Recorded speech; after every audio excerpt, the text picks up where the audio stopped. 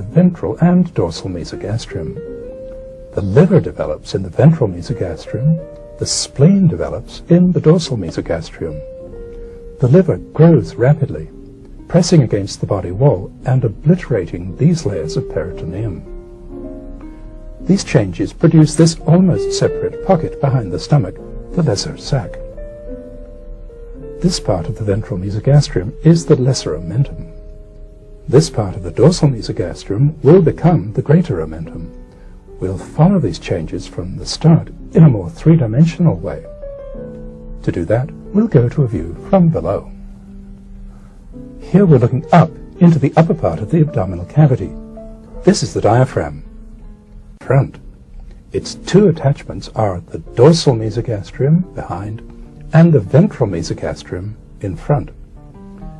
As the foregut rotates, the dorsal and ventral mesogastrium rotate with it.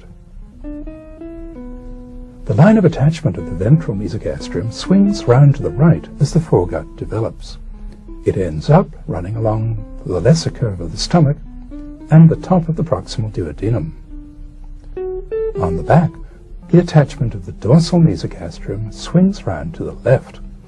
It ends up running along the greater curve of the stomach and the underside of the proximal duodenum.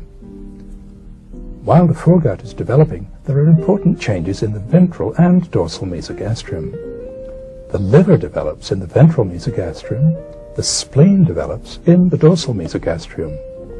The liver grows rapidly, pressing against the body wall and obliterating these layers of peritoneum.